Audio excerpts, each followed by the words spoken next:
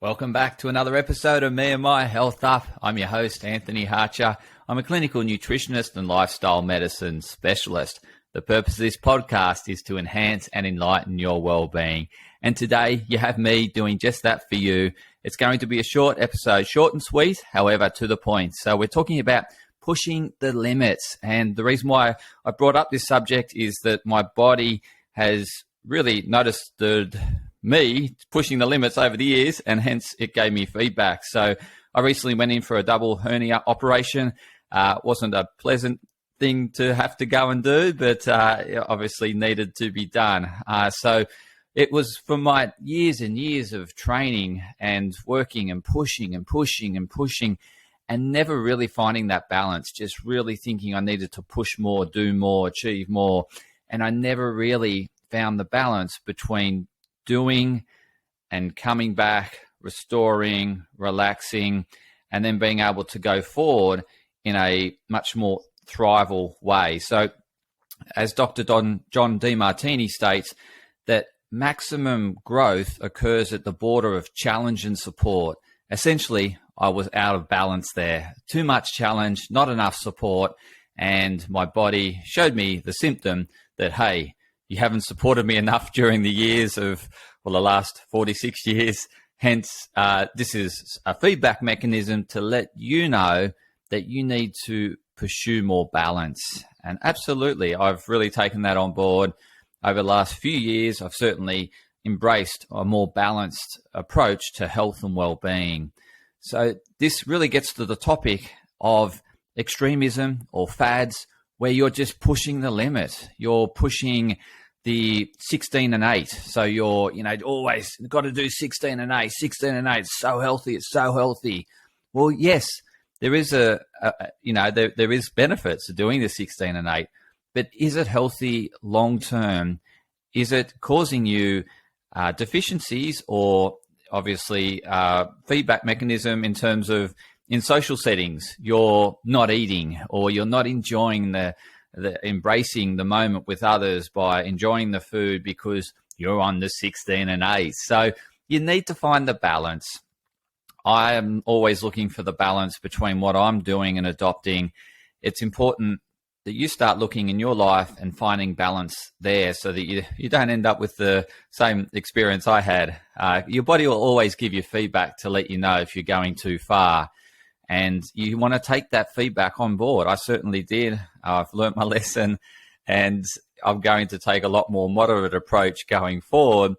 I'll still obviously exercise, but I'm not going to do extremism and really push the body beyond the limits and not allow that support that it needs to recover and rejuvenate. So certainly you need to have challenge in your life, and you need to find the equivalent support in order for you to thrive. So you'll actually get better athletic performance when you find the balance between your training sessions and recovery. Once you find the optimal balance between your training and recovery, you'll get optimal performance in terms of outcome and results. So that's really the tip today.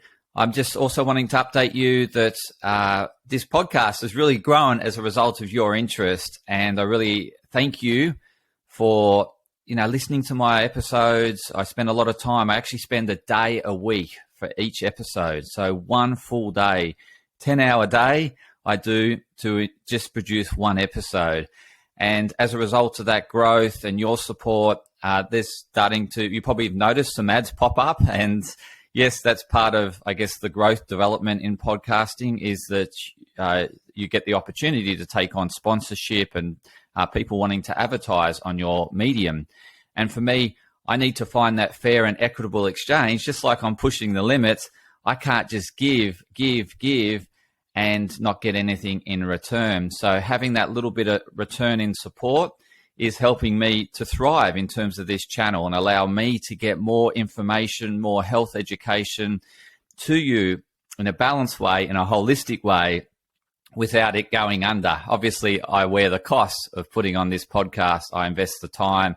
I also got all the apparatus and all the subscriptions to be able to put this on. And so having the advertising enables me to continue to part the knowledge, get experts on, And that way, this Me and My Health Up continues to thrive and we all win. So, the ads are just part of that journey. And I'm also starting a Me and My Health Up Club where you can subscribe for a small amount of money per month, and we go on a health journey together, essentially. So we're going to be embracing new aspects of health and well-being, integrate them into our lives, and as a community, supporting one another through that development. And so it's going to be those 1%ers, that incremental development that we do together on a journey, and for longevity ultimately, and to stay in that space of good health and well-being,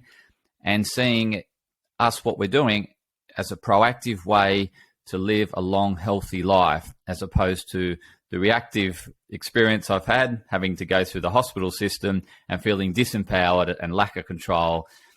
I don't want that to happen again to me, and I don't want it to happen to you. So let's join the Me and My Health Up Club. I'll have the link in the show notes, and we can go on this journey together where we educate one another, support one another, and implement and have that accountability towards one another to become healthier versions of ourselves. So that's it for this week. Thanks for tuning in for the short episode. Really appreciate you doing that. Take the time to not push the limits and find the balance in your life and live a thriving, healthy, long, happy life. Thank you.